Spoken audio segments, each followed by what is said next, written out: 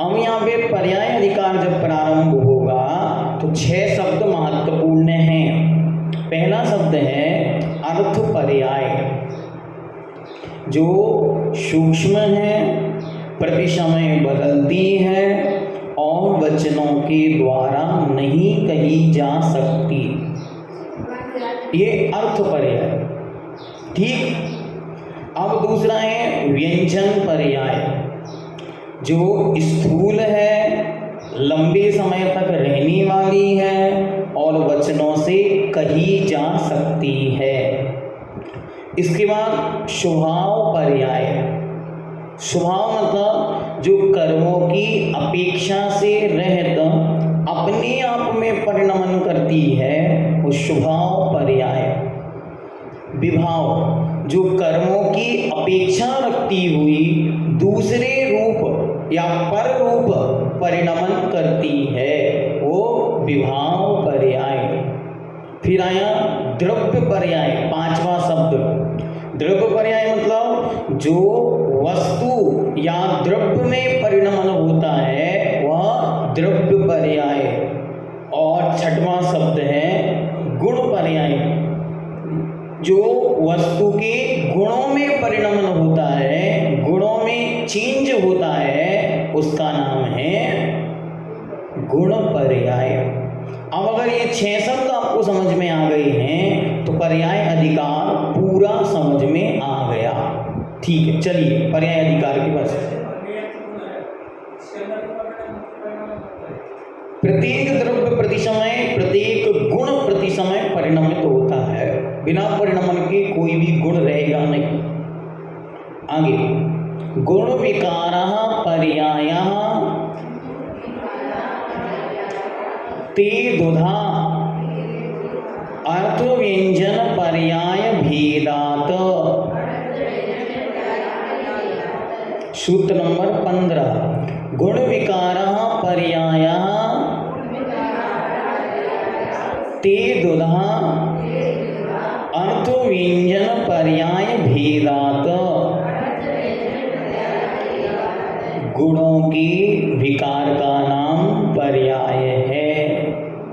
विकार का मतलब विकृति नहीं, विकार का मतलब है परिणमन।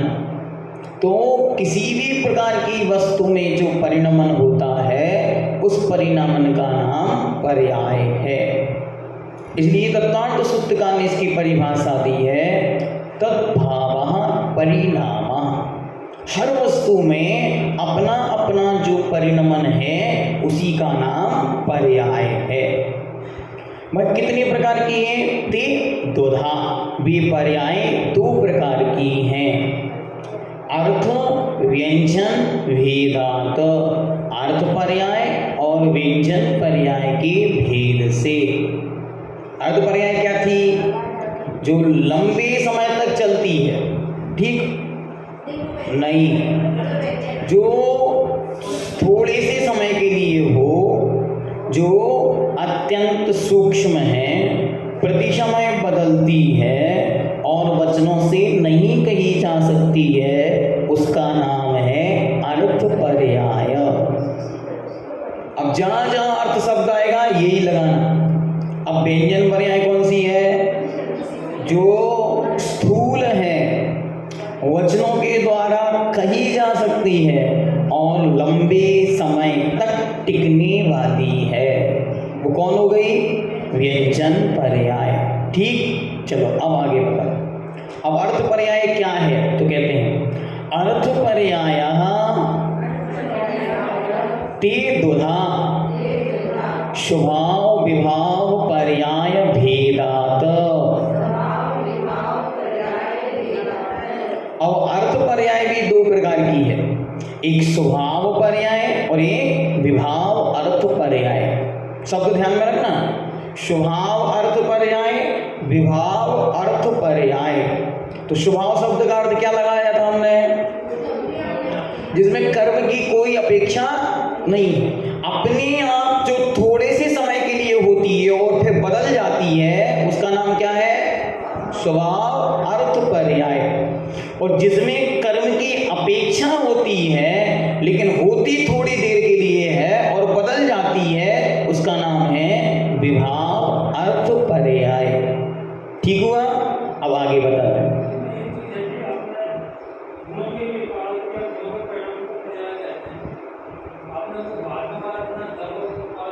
अभी यही महाराज आगे जो परिभाषा दे दी है, तो हम गुण शब्द से सब कुछ ग्रहण कर लेना चाहिए, क्योंकि आगे यही महाराज नीचे चल के देखो, ये सूत्र नंबर 21 में पहला शब्द देखो, स्वभाव द्रव्य व्यंजन पर्याय।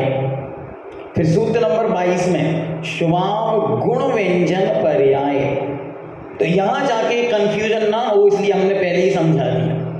अब महाराज ने ऐसा जो लिखा कि गुणों के विकार का नाम पर्याय है, ऐसा यह सूत्र जो है वह अपने आप में एक महत्वपूर्ण मार्मिक चिंतन रखता है। इस पे लेकर बहुत खींचातानी भी हो जाती है, क्योंकि बहुत सारे लोग कहते हैं कि मात्र गुणों में होती है पर्याय, द्रव्य में नहीं होती। तो कोई लोग कहते हैं कि द्रव्य में ही मात्र होती है, गुणों में नहीं होती, जबकि द्रव्यों में भी होती है, गुणों में भी होती है और पर्यायों में भी पर्याय होती हैं, ऐसा समझना। पर्यायों में पर्याय कैसे होती? जैसे मनुष्य पर्याय की ही बाल्यावस्था, केशव अवस्था, किशोर अवस्था, युवावस्था, प्रौढ़ अवस्था, वृद्ध अवस्थाएं, ये भी मनुष्य पर्याय की भी पर्याय हैं, ऐसे। ठीक है?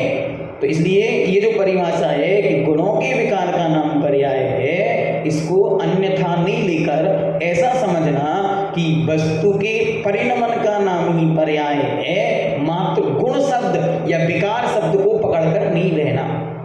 ठीक है? चलो, हाँ, गुण को ग्रहण करना ही पड़ेगा ना। वस्तुओं के लिए जहां है वहां गुण और पर्याय दोनों हैं, क्योंकि आगे एक सूत्र आएगा तत्वार्थ सूत्र में, गुण पर्याय वत् द्रव्यम। जहां जहां गुण है वहां वहां द्रव्य है, जहां जहां द्रव्य है वहां वहां गुण है, जहां जहां पर्याय है वहां वहां द्रव्य है, जहां जहां द्रव्य है वहां वहां पर्याय होंगी ही होंगी। इसे भगवान कुंद ने पंचस्तिकाएं ग्रंथ में लिखा, द्रव्य विजुत्तम पज्जया नथी, द्रव्य के बिना पर्याय नहीं होती। और द्रव्य विजुत्तम पज्जया नथी, और फिर द्वारा लिखा पज्जय बिना द्रव्यम नथी, पर्याय के बिना द्रव्य भी नहीं होता। यही स्वभाव है, ऐसा कुंद भगवान ने पंचस्तिकाएं ग्रंथ के अंदर लिखा। ठीक, आगे तो स्वभाव अर्थ पर्याय और विभाव अर्थ पर्याय। अब सबसे पहले स्वभाव अर्थ पर्याय को बता दें। स्वभाव अर्थ पर्याय क्या है? तो कहते हैं, अगुरु लघु विकारः स्वभाव अर्थ पर्याय। अगुरु लघु नाम का जो गुण है उसके परिणमन का नाम स्वभाव अर्थ पर्याय है। क्या करता है अगुरु लघु नाम का गुण? क्या पढ़ा था अभी ऊपर? जो सूक्ष्म है, वचनों के अगोचर है, प्रति समय परिणमनशील है और आगम प्रमाण के द्वारा जाना जाता है, वह अगुरु लघु नाम का गुण है। और यहाँ पे कह रहे हैं उस अगुरु लघु नाम के गुण में जो परिणमन होता है, उस परिणमन का नाम ही स्वभाव अर्थ पर्याय है। ठीक हो गया?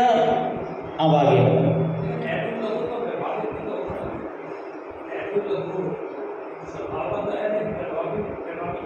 विभाव कैसे मानेंगे?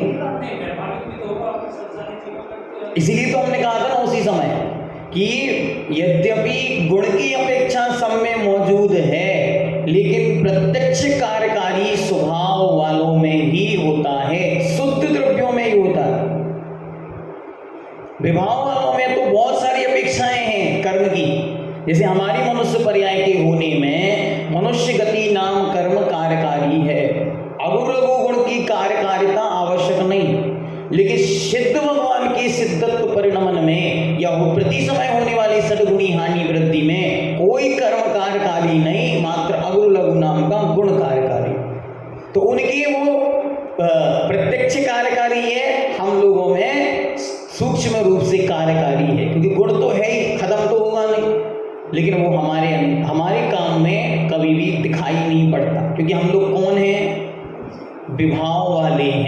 स्वभाव वाले नहीं। हमारा कोई भी काम स्वाभाविक नहीं है, सब कुछ विभाव में होता है, क्योंकि सब कुछ कैसा है, कर्म सापेक्ष है।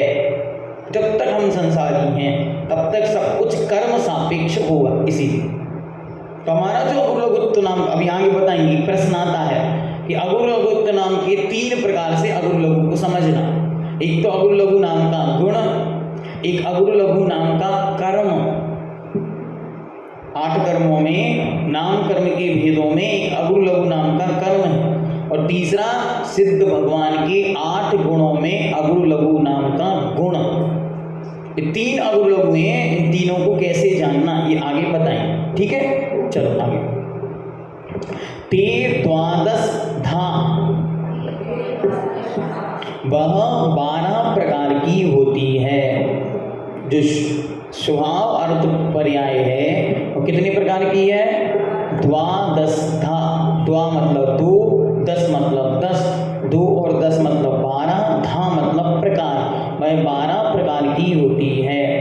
षड वृद्धि रूपा, षड वृद्धि रूपा, षड्धानी रूपा, 6 वृद्धि के प्रकार के और 6 प्रकार की हानि।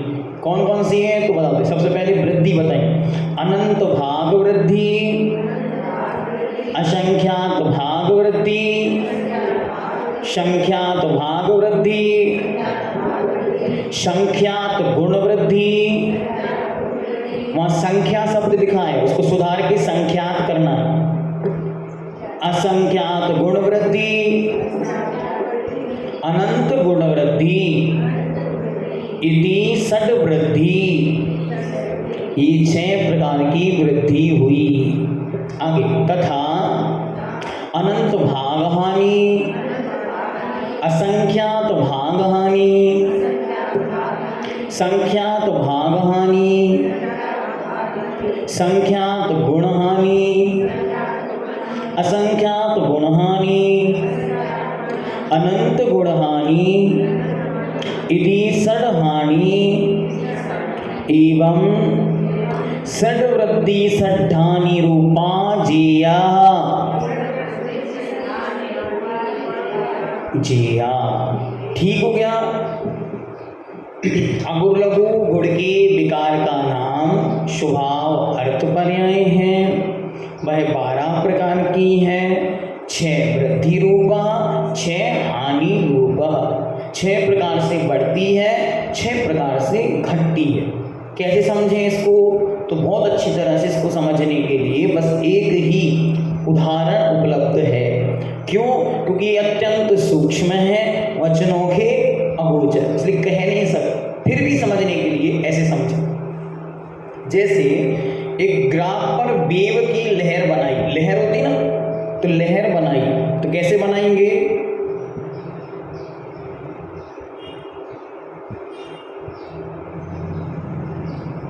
ठीक, एक बार ऊपर गया नीचे आया, ऊपर गया नीचे आया, ऊपर गया नीचे आया। ऊपर जाना ये यहाँ से चालू हो के जो ऊपर यूं स्लेब में गया, इधर से यूं, ये वृद्धि है, और वहां से उतरा ये हानि है। फिर यहाँ से चढ़ा वृद्धि है, वहां से उतरा ये हानि है। ऐसा ना समझ के, क्या समझना, ऊपर चढ़ा ये गुण वृद्धि है, और नीचे उतरा ये भाग वृद्धि है। फिर ये गुण वृद्धि है, ये भाग वृद्धि है, ये गुण वृद्धि है, ये भाग वृद्धि है। ऐसे गुण मतलब मल्टीप्लाई होते होते जाना, और भाग मतलब डिवाइड होते होते जाना। डिवाइड मतलब कम होते होते जाना, और मल्टीप्लाई मतलब भाग होते होते जाना। अब ये होती कैसे होगी, तो हाथ जोड़ के कहो, जैसी होती होगी सो केवली जाने, जिनमें होती वे जाने, अपने ज्ञान का विषय नहीं। भाग मतलब घटना, और गुण मतलब बढ़ना। बढ़ना मतलब घटना, मतलब भाग मतलब होता है डिवीजन, डिवाइड होना, तो कम होता है डिवीजन, और भाग मतलब डिवीजन, गुण मतलब मल्टीप्लाई, तो बढ़ती है, तो उठती है, तो उठना गुण, गिरना भाग, उठना गुण, गिरना भाग। ये हाँ, भाग मतलब घटती, बस। हाँ, ऐसी हानि को समझना, इतनी हानि फिर इतनी हानि, इतनी हानि फिर इतनी हानि, ऐसे। हानि का मतलब खत्म होना नहीं है, हानि का मतलब मात्र कम होना, बस। घटना खत्म होना नहीं, वरना सिद्ध पर्याय खत्म हो जाए, इतनी बार गुण हानि और आदि हानि होगी। तो हानि का अर्थ खत्म होना नहीं है और वृद्धि का अर्थ कुछ बढ़ना नहीं है, मात्र उसे जानने के लिए इन शब्दों की संरचना है। ना कुछ वहां बढ़ता है, ना ही वहां कुछ घटता, मात्र परिणमन को कहने के लिए इन शब्दों का बोध कराया, ठीक है। और आप लोग समझो कि सिद्धों में इतना बढ़ गया फिर घट गया, तो ना सिद्धों में कुछ बढ़ रहा है, ना सिद्धों में कुछ घट रहा है, बस। किंचूणाचलम देदो सिद्धा नित्या, नित्य है, बदलने वालों में नहीं है कि 4, 5, 10 साल बाद कुछ चेंज आ जाए। काले कल्प सते पिचेत लोक विक्रिया लक्षणता, तीनों लोकों में डमरू जैसे बजाने का जैसा उपद्रव हो जाए, फिर भी उनमें विक्रिया ना लक्षणता या ना लक्षणते दिखाई नहीं पड़ती, लौटकर आने की व्यवस्था नहीं, तो इसलिए उनमें कोई बदलाव नहीं है, इसलिए उनका नाम नित्या, वे नित्य हैं, ऐसा, ठीक है। इसलिए कुछ भी नहीं, मात्र नाम है, ऐसा मन। और डिटेल में इसको जानना है तो किधर जाना पड़ेगा, विधि क्षेत्र में ही समझा सकते हैं, यहाँ तो कोई नहीं समझा पाएगा। हाँ, एक काम करना, कोई भी भैया जी आए, कोई भी दीदी जी आए, कोई भी माता जी आए, कोई भी महाराज जी, सद्गुणी हानि वृद्धि समझा दो, क्या बोलोगे? आज से आपका नियम कि जब भी कोई नया व्यक्ति आएगा उससे एक क्वेश्चन पूछना, हमको सद्गुणी हानि वृद्धि समझा, ठीक है। चलो, तो आपको समझ में आए चाहे ना आए, उसको समझ में जरूर आ जाएगी, ठीक है। चलो अब अर्थ को समझाया, अब विभाव, पहले स्वभाव को समझाया, अब विभाव को समझाया। विभाव अर्थ पर्याय षड्विधा, विभाव अर्थ पर्याय 6 प्रकार की है। कौन कौन सी हैं? मिथ्यात्व, कषाय, राग, द्वेष, पुण्य, पाप, रूपा, अध्यवसाय। जो मिथ्यात्व, कषाय, राग, द्वेष, पुण्य और पाप, ये 6 प्रकार की अध्यवसाय परिणति होती हैं, अज्ञान रूप परिणति होती हैं, या ये मानो अध्यवसाय का अर्थ जो आत्मा से भिन्न परिणति होती हैं, उनका नाम यहाँ पर विभाव अर्थ पर्याय रखा। ये भी क्षणवर्ती हैं। कई लोग पूछते हैं, इसमें एक प्रश्न आता है कि मिथ्यात्व नाम की परिणति तो हम अनादिकाल से है, तो उसके अर्थ पर्याय क्यों कह दिया? हाँ, क्योंकि उपयोग आत्मा तो कुछ देर के लिए ही रहती है, स्वभाव ये तो वो भी कुछ देर के लिए अपने आप बदल रही है, ऐसी ये भी अपने आप अत्यंत सूक्ष्मता से चेंजेबल है, हमेशा बनी रहने वाली नहीं है, ठीक हुआ। चलो आगे, अब थोड़ा सा कठिन विषय करेंगे। अब कहेंगे, देखो शब्द देखो, यहाँ तक तो सरल था, कोई ज्यादा कठिन नहीं था। स्वभाव पर्याय, अर्थ पर्याय, अर्थ पर्याय के 2 भेद किए, एक स्वभाव अर्थ, एक विभाव अर्थ। स्वभाव अर्थ 12 प्रकार की, षड हानि रूपा, षड वृद्धि रूपा, और विभाव पर्याय 6 प्रकार की, मिथ्यात्व, राग, द्वेष, पुण्य, पाप और कषाय, इन रूप है, ठीक। अब थोड़ा सा कठिन करेंगे जब व्यंजन की बात करेंगे। व्यंजन मतलब क्या था? लंबे समय तक चलने वाली, ठीक, स्थूल है, लंबे समय तक चलेगी, तो कैसी है वो पर्याय? तो सबसे पहले द्रव्य की बता रहे, विभाव द्रव्य व्यंजन पर्यायः चतुर्विधा नर नारकादि पर्यायाः अथवा चतुरशीति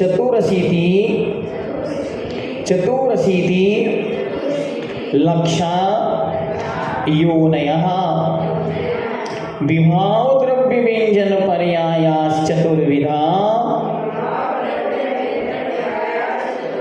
नर नारकादि पर्यायाः अथवा चतुरशीति लक्षा योनयः। अब कहते हैं विभाव द्रव्य व्यंजन पर्याय। अब 3 शब्द हैं। चलो रेणु जी, विभाव का मतलब हाँ, जो कर्म के सापेक्ष अवस्था है। ठीक, बहुत अच्छा। अनीता जी, द्रव्य से क्या अर्थ है? जो वस्तु की पर्याय। बहुत अच्छे। चलिए इसके आगे व्यंजन से क्या अर्थ है? डिस्पुर, जो लंबे समय तक टिकने वाली है। तो अब आपको समझ में आने लगा? पहले अगर ये तीनों शब्द एक साथ बोलते तो कोई समझ में आता नहीं आता। अब क्या समझे हम? जो बहुत लंबे समय तक टिकने वाली कर्म की अपेक्षा से युक्त द्रव्य की पर्याय जो है, वह पर्याय की चर्चा यहाँ पे चल रही है। तो जो द्रव्य की कर्म की सापेक्षता से बहुत लंबे समय तक चलने वाली पर्याय हैं, वे 4 हैं। कौन कौन सी हैं? नर नारकादि मतलब मनुष्य, त्रियंच, देव और नारकी। अथवा चतुरशीति लक्ष्य योनिः अथवा 84 लाख योनियां। ये हैं जो लंबे समय तक टिकने वाली पर्याय हैं। ठीक हुआ? अब इसमें अंतर एक और आएगा। ये जीव की चल रही हैं, अभी अजीव की भी या पुद्गल की भी बतलाएंगे। तो जीव की हो गई है, अब जीव की दूसरी पर्याय बताते हैं। हाँ, नहीं, अभी स्वभाव भी आएंगे। व्यंजन की बात चल रही, बस हेडिंग क्या बनेगी? व्यंजन पर्याय। तो व्यंजन पर्याय इस प्रकार से चलेगी। अभी चार्ट और लगा देना, तो कल चार्ट पर इसको अच्छी तरह बता दें। ठीक है? ठीक, आगे विभाव गुण व्यंजन पर्याय। विभाव गुण व्यंजन पर्याय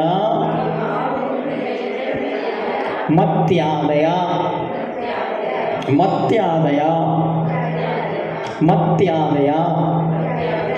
जो विभाव है मतलब कर्म की सापेक्ष हैं, गुणों की पर्याय हैं और बहुत लंबे समय तक टिकने वाली है। वो कौन सी पर्याय है? मति ज्ञान आदि। मति ज्ञान, श्रुति ज्ञान, अवधि ज्ञान और मन पर्याय ज्ञान। ये कैसी हैं? ये आत्मा की कर्म से सापेक्ष, आत्मा का जो गुण है ज्ञान नाम का, उस गुण की विभाव व्यंजन पर्याय हैं। ठीक हो गया? चलो आज के लिए इतना है। नहीं, 2 सूत्र और ले लेते गुण की। ठीक है, स्वभाव और ले लो। अभी विभाव हो गई, तो अब स्वभाव को बता दो। स्वभाव द्रव्य व्यंजन पर्यायः चरम शरीरात किंचिन न्यून सिद्ध पर्यायः। देखो बहुत ध्यान से, स्वभाव बिना किसी कर्म की अपेक्षा के द्रव्य की व्यंजन बहुत लंबे समय तक टिक जाने वाली कोई पर्याय है तो उसका नाम है सिद्ध पर्याय। अब देखो कितनी समझ में आने लगा कि सिद्ध भगवान जो बने हैं वो एक बार बन गए और अनंत कालों के लिए वैसे ही रहेंगे। तो उनकी जो पर्याय है वो कर्म की अपेक्षा से रहता है तो स्वभाव है, द्रव्य की पर्याय जीव की पर्याय है इसलिए द्रव्य है, और बहुत लंबे समय तक टिकने वाली है इसलिए व्यंजन है। ठीक हो गया? कौन सी? किंचित न्यून शरीर, जो अंतिम शरीर था उस शरीर से कुछ कम उनकी जो ज्ञान स्वरूप आत्म तत्व ही है, वह उनकी शुद्ध पर्याय सिद्ध पर्याय ही वहां पर जाननी चाहिए। अब आगे गुण के विषय में कहते सुबह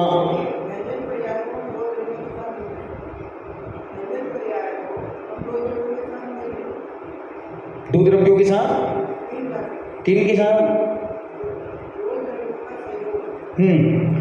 स्वभाव शब्द ही कह रहा ना सापेक्ष। एक और बात अभी ध्यान में, इसमें आगे बताएंगे, फिर भी आप जीवन भर याद रखना, विवाह परिणति मात्र दो द्रव्यों में ही होती है। कौन कौन? जीव और पुद्गल। इनके अलावा बाकी 6 द्रव्य तो नियम से शुद्ध ही हैं, इसलिए उनमें तो ये विभाव पर्याय बनती ही नहीं है, मात्र स्वभाव पर्याय ही घटित होती है। जीव और पुद्गल मात्र ऐसे हैं जिनकी स्वभाव और विभाव मतलब शुद्ध और अशुद्ध दोनों पर्याय होती हैं। ठीक है, उसमें भी एक चीज और याद कर लें, संसारी जीव की कभी भी शुद्ध पर्याय नहीं होती, मात्र शुद्ध सिद्ध परमात्मा ही उनकी शुद्ध पर्याय है। संसार में रहते हुए कभी भी उसकी शुद्ध पर्याय नहीं होती। ठीक, अब गुणों में देखें तो संसार में रहते हुए उसके सब गुण अशुद्ध पर्याय में ही रहेंगे, नियम है। जब शुद्ध वो बनेगा, द्रव्य शुद्ध होगा, तब गुण शुद्ध होंगे। हमारे यहाँ एक मत ऐसा है, वो एक कहता है कि पर्याय अशुद्ध हैं, द्रव्य तो शुद्ध है। कुछ लोग कह रहे हैं द्रव्य तो शुद्ध है मात्र गुण अशुद्ध है। ऐसा नहीं होता, जैसा द्रव्य होगा वैसी उसकी पर्याय होंगी, वैसी ही उसके गुण होंगे। इसलिए उन्होंने लिखा द्रव्य संग्रह में, तत्तीय मयो नियो अप्पा, उससे युक्त आत्मा ही क्या है? ऋणात्रयम् रत्नात्रय है। चलो घड़ी मत देखो, एक और सूत्र बचा, स्वभाव ये हो गया सिद्ध भगवान, ये स्वभाव गुण व्यंजन पर्याय अनंत चतुष्टय रूपा जीवस्य, जीव के स्वभाव गुण व्यंजन पर्याय एक बार प्राप्त हो जाए, अनंत कालों तक बना रह जाए, ऐसी कोई गुण की पर्याय है क्या? हाँ है। क्या है? अनंत चतुष्टय। पहले बताया ना कौन कौन से गुण हैं, ऊपर विशेष गुण बताए थे, तो कौन कौन से गुण थे? ज्ञान, दर्शन, सुख, वीर। इनकी स्वभाव पर्याय बनेगी तो क्या बनेगी? अनंत ज्ञान, अनंत दर्शन, अनंत वीर और अनंत सुख। यही उनकी स्वभाव मतलब बिना कर्म की अपेक्षा के गुणों की व्यंजन बहुत लंबे समय तक अनंत काल तक टिकने वाली पर्याय है। हाँ, सिद्ध भगवान की मान लो, केवली भगवान से शुरू होती है, सिद्धों तक चल। यहाँ पे एक प्रश्न पूछा था किसी ने कि भैया जी सिद्धों के तो 8 गुण हैं, लेकिन 4 को यहाँ क्यों लिया और 4 को क्यों छोड़ दिया? कौन बताएगा?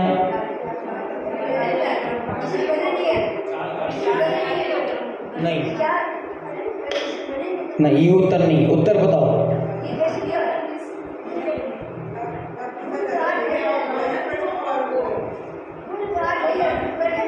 नहीं, प्रश्न यह है कि सिद्धों के गुण 8 हैं, तो 4 ही गुणों की चर्चा क्यों कर रहे हैं? 4 को क्यों छोड़ दिया?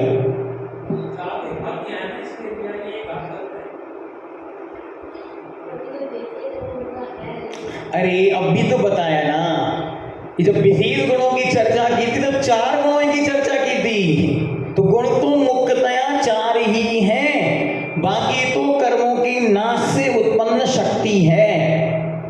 गुणों की जब चर्चा की थी 4 ही थे, ज्ञान दर्शन सुख वीर्याणि, तो उन 4 गुणों की ही पर्याय बनेगी, अन्य की पर्यायों की चर्चा नहीं की गई। ठीक है, चलो। जिन वाणी के ज्ञान दे सूझे लोकालो, शोवाणी मस्तक नमो शरण देता हूँ